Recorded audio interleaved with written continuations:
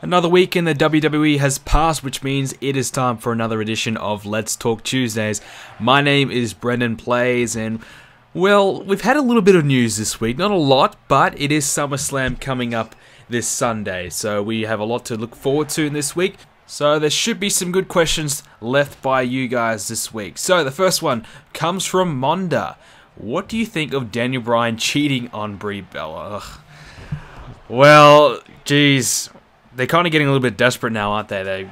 When you pull out the whole cheating card and the whole, relationship, and you can see they're getting a little bit desperate to get this angle over, aren't they? I mean, the whole cheating thing, I honestly didn't have that much of a problem with it, but when Brie got arrested at the end, I thought that was overkill. I thought they really kind of sold the angle well enough with the whole cheating thing, and I mean, I even had some questions saying, was it a legitimate thing? And no, it was not legitimate. It's a storyline.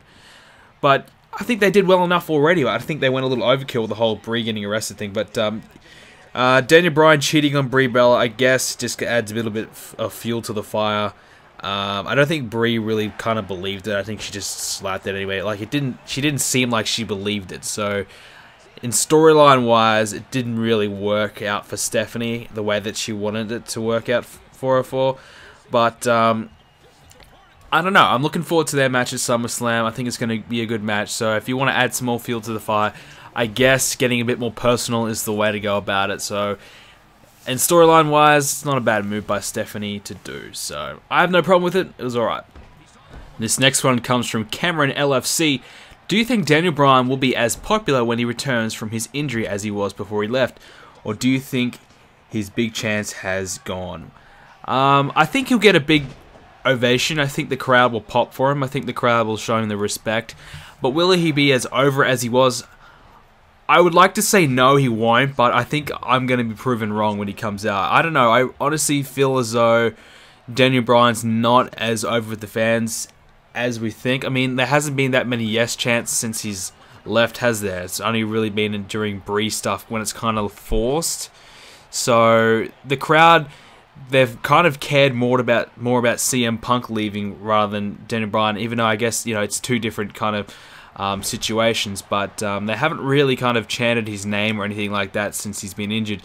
So that, to me, kind of wonders, well, how over was he? I mean, he's still, got a lot of crowd support when he was around, so I have no doubt he'll come back. I still think he'll be a main eventer, but will he, come back at the Royal Rumble and win it and go to WrestleMania and main event? I don't think so. I don't think they'd be ready or willing to put that kind of responsibility on him, knowing that they don't know how kind of over he's going to get or anything like that. So I hope they kind of make it a surprise, whether it's the Royal Rumble or a couple weeks after Royal Rumble or something like that. Maybe a surprise entrant in the Elimination Chamber, something different. I don't know.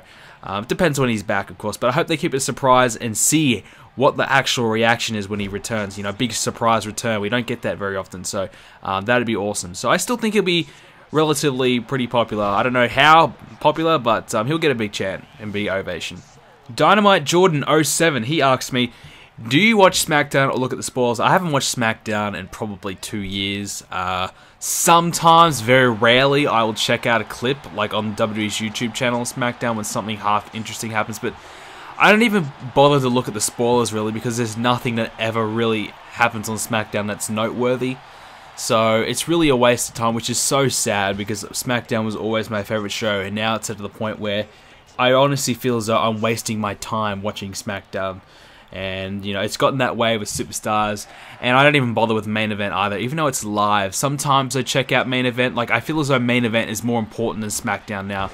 But with the rumors that they're changing it to Thursday night SmackDown, I think that's a good idea. I think they should go ahead with that, but it's never really going to be important enough, in my view, unless it's a live show. So live Tuesday SmackDowns, in my opinion, would be the way to go. I mean, they're doing it live for Main Event. I know Main Event's network exclusive or whatever, but surely they can do it for SmackDown as well. So SmackDown's meant to be your second biggest show. It's taped. It's so bad to watch SmackDown because it's all piped in cheers, and it's just terrible. I can't watch it. The Divas get the fucking... It feels as though Triple H just came back and returned at 2001 when the Divas match is coming out. When fucking AJ...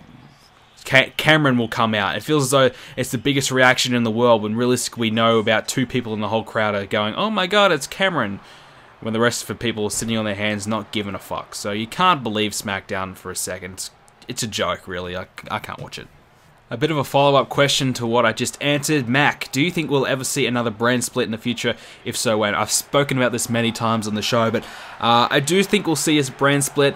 When? I think it will not be till about 3, 4, even 5 years. Maybe even more than that. It's not going to be for a while. The roster is too thin right now. Just think about it. Like, we don't have Daniel Bryan and CM Punk. Really, the only guy who's legitimate right now, full-time, well, is probably John Cena and Randy Orton, and then Roman Reigns is coming through. Other than that, like, you take Cena out of the equation, who the fuck would be the WWE champion right now? Randy Orton? Yeah, well, other than that, like, you've really got nobody, so WWE really needs a lot more stars before they even think about a brand split. I would love to see it, but not right now. And probably the biggest news story of this week, the Shadow Prince. What do you think about Alberto Del Rio getting fired? Well, I've said it many times. I don't like Del Rio. I think he sucks. I don't care about him. The fact is, Del Rio is a good wrestler. Let's not dispute that. He's good in the ring, but as a character, as a guy that I can get behind or hate, like, he has no crowd interaction at all. He's got no ability to interact with the crowd. He's stale. He's boring. He's just, I don't know. I can't get behind him. His face turn, I was starting to try and like him, but that lasted about 2 weeks, and then I stopped caring for him. So, Del Rio, I think, could be a good asset to any independent promotion. I heard he's going back to AAA, so that'll be a good pickup for them, a good asset. If TNA can get a hold of him, I think that'll benefit TNA as well. But in the terms of WWE and all the things he accomplished in the WWE, he didn't really deserve it in my point of view, because he never truly got over. I think WWE just tried to force him on us to try and sell to their Mexican market, and he wasn't really the guy that people were going to, cheer for or get behind, even if he was Mexican. I don't think many Mexicans are really going to care that much for him. But, Del Rio, he had a good career, had a good run. I mean, he won the Royal Rumble, he won the WWE and the World Heavyweight Championship a few times, so you can't really deny that he had a good run in the WWE. He got a lot more than he deserved. He was unhappy with the company for about a year now, so it's probably the best thing. I think WWE was just kind of searching for the first thing for him to stuff up on and just fire him for it. I know he got fired because he slapped an employee for making a racist remark, so I think it would only be poetic justice that the other guy gets kind of fired as well, because, you make a racist remark to your employees, that's a lawsuit right there, so WWE should probably let that guy go as well. So, in terms of like a PR point of view, a HR kind of point of view, was it a good move behind the scenes to let him go? Probably. I mean, you can't have a guy going around slapping your employees and whatever, even if he did get riled up for him because of the employee trying to, whether it was a joke or not, I don't know. But, you can't have that in your company, so even though he may be one of your top guys, but he wasn't even really a top guy anymore. He moved down to the mid-card, and he was kind of like losing every week, doing nothing, just floating around, winning the odd match here and there that meant nothing. He was never going to come about and do anything, noteworthy, at least, this year. So I think they had nothing for Del Rio anyway, so I don't think WWE really care, and seems like WWE pretty pissed off at what happened, so it must have been a pretty big, ordeal that happened backstage. So, I don't know the full details, I wasn't there, but in my point of view, I'm pretty happy that Del Rio's going. I don't care about him at all. Give someone else an opportunity to make a name for himself. Next question comes from the Clever and Crazy. Who do you think has the best entrance music in the WWE? Well, my favorite right now, and probably of all time, is Triple H's The Game. I also love Batista's song. Who else we got? I like RVD's song.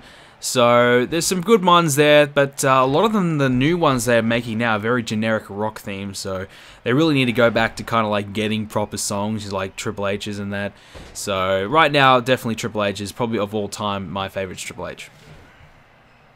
Poor Unite, I hope I said that right. If Brock Lesnar does win at SummerSlam and keep it for WrestleMania, who will he face at the pay-per-views, Night of Champions, Hell in a Cell, etc., etc.? So who's he going to face whilst champion up until WrestleMania? Well, I don't know if he's going to win, and I don't know if he's going to hold it to WrestleMania 31. I don't know exactly what's going to happen, but I think some of the feuds I would like to see would be Lesnar versus Randy Orton. I guess maybe even Lesnar versus Sheamus. I don't think Chris Jericho will be around, but I wouldn't mind seeing Lesnar versus Chris Jericho. I don't know, really. Like I said earlier, we don't have a lot of top guys to face Lesnar, really. We don't have a lot of tough guys left, so I think Cena and Lesnar should have it. Like, if Lesnar is going to win, I think Cena and Lesnar should have a few pay-per-views at least first, and then maybe have a few, and then I guess you can bring back Batista as well. I would love to see Lesnar versus Batista. I think that, in my opinion, that's a big match. I think that could be a really good Survivor Series pay-per-view matchup, so that'd be a great main event there. So yeah, I think there's still some guys there, and obviously at Elimination Chamber, you'd have the Chamber match, and then at Royal Rumble, I guess you can, have someone fill in. Daniel Bryan may come back eventually, and maybe you can do him versus Lesnar. So, they probably will drag out some feuds, but I don't know if Lesnar's going to win the belt and hold it that long. I really don't know what's going to happen there, so... Dynamite Jordan 07, will you be getting WWE 2K15 for PS3 and PS4 to see the difference in graphics, game modes, etc.? I'm not sure. I don't think I will be, because what's the point of getting the PS4 version and the PS3 version?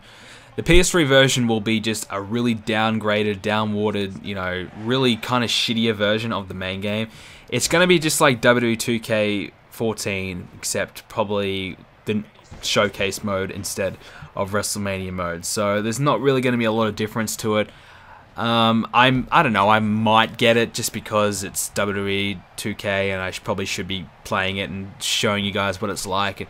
But my main focus will be the PS4 version anyways. So I don't know, maybe if you guys really want me to get it, I will see, like, when the details come out closer to the release date, what the PS3 version actually has. If it's anything different, then I may check it out. I don't know, maybe you guys can buy me the game and I'll play it. That's always a good option. Hint, hint.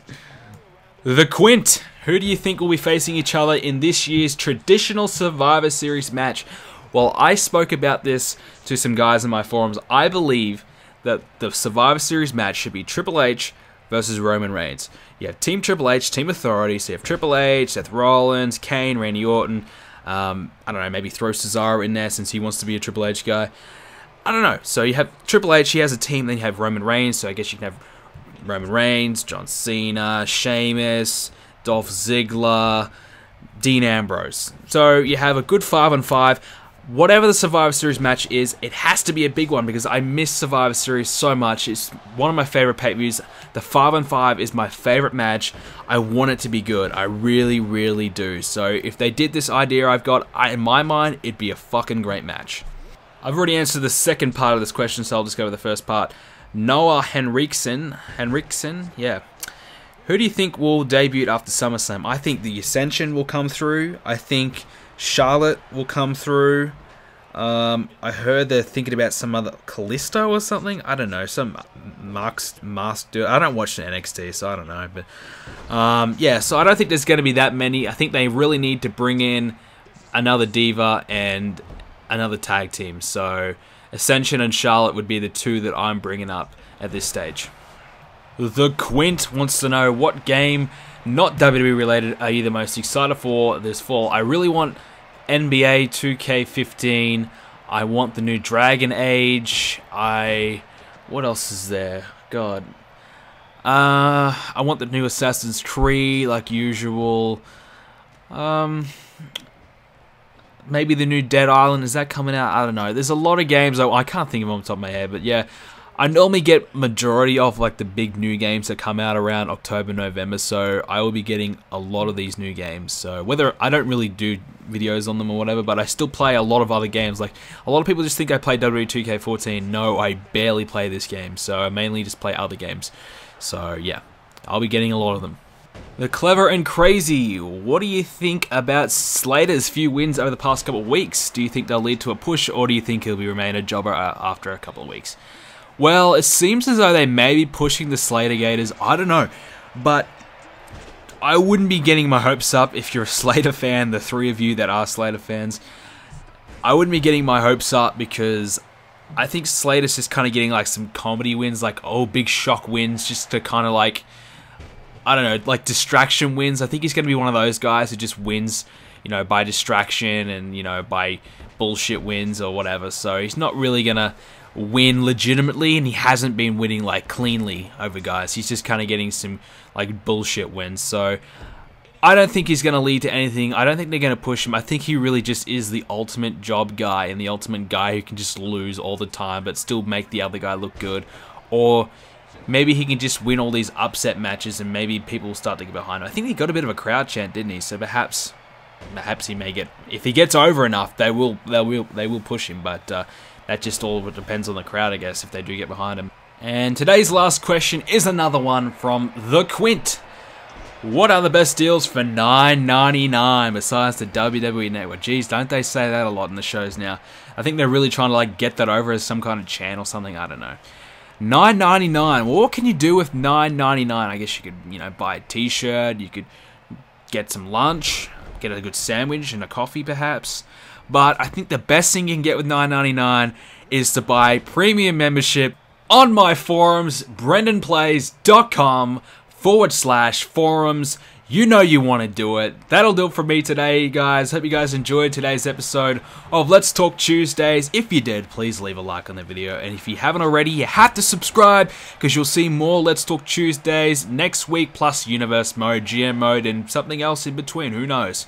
Oh, quick, before I go, I will be doing my SummerSlam prediction videos over on my second or third channel, whatever you want to call it, Brendan Sims. The link to that will be in the description down below. So if you want to hear my predictions on all the SummerSlam matches, I'll be posting them over the next couple of days. So subscribe to that channel if you haven't already. Thanks, guys. See you next time.